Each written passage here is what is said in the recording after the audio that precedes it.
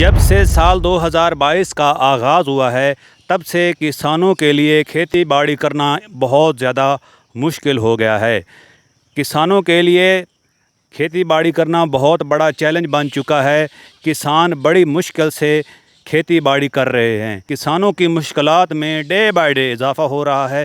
جیسے ایک نیا دن آتا ہے کسانوں کے لیے بہت بڑا مشکل ہو جاتا ہے کہ وہ فصل کیسے کاشت کریں، وہ کھیتی باڑی کیسے کریں۔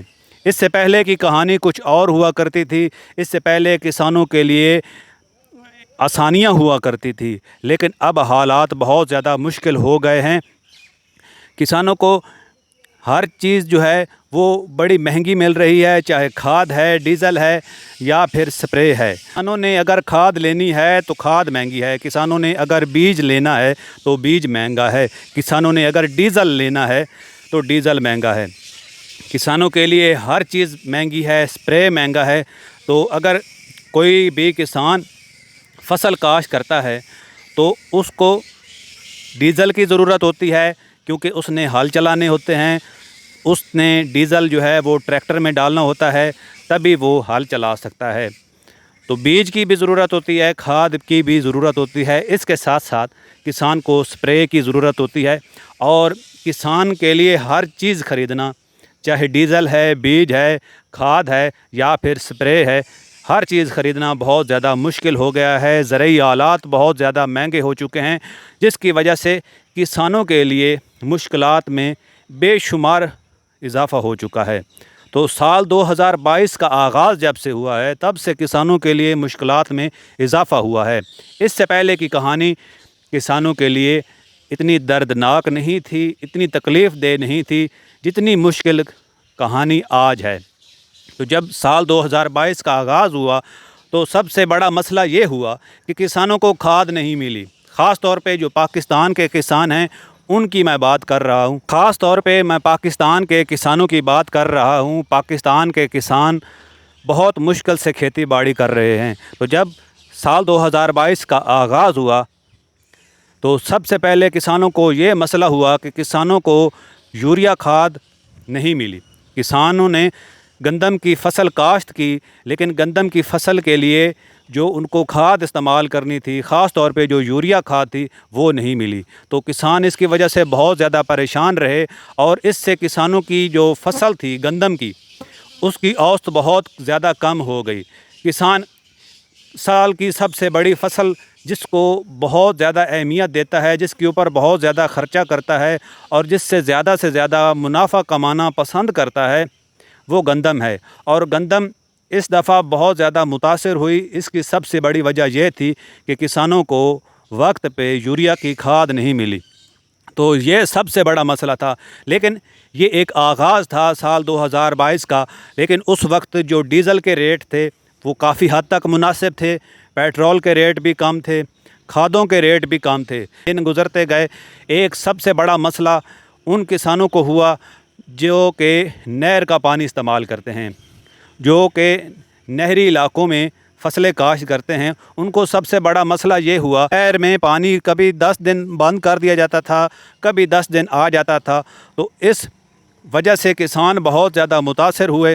اس وجہ سے کسانوں کی فصلیں خراب ہوئیں، کسانوں کی فصلوں کی اوسط خراب ہوئی۔ جانوروں کے لیے چارہ تیار کرنے میں ان کو بہت زیادہ مشکلات کا سامنا کرنا پڑا۔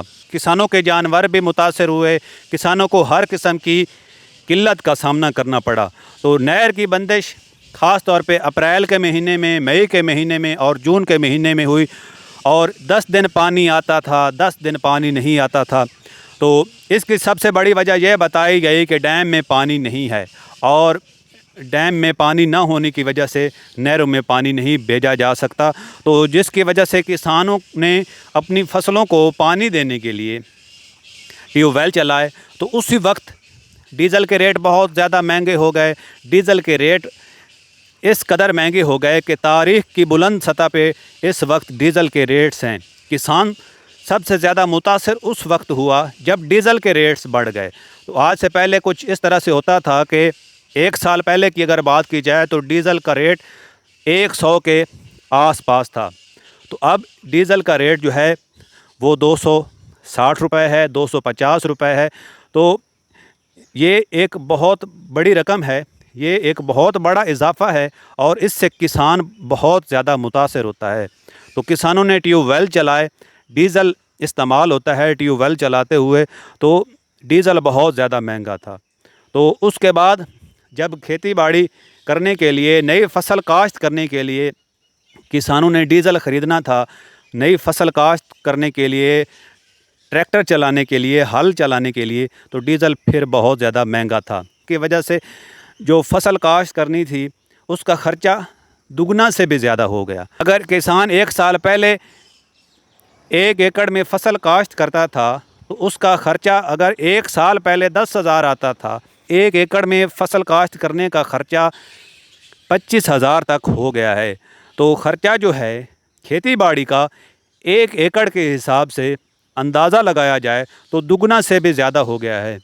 تو یہاں پہ کسانوں کی مشکلات میں اضافہ ہوا ہے، کسان بڑی مشکل سے کھیتی باڑی کر رہے ہیں، اور آئندہ آنے والے دنوں میں کسان اس ڈر میں ہے کہ کہیں اور زیادہ ریٹس نہ بڑھ جائے، کہیں کھاد کی قلت نہ پیدا ہو جائے، کہیں ہمیں وقت پہ سپرے نہ ملے، تو ہمیں کون کون سے مسائل کا سامنا کرنا پڑے گا۔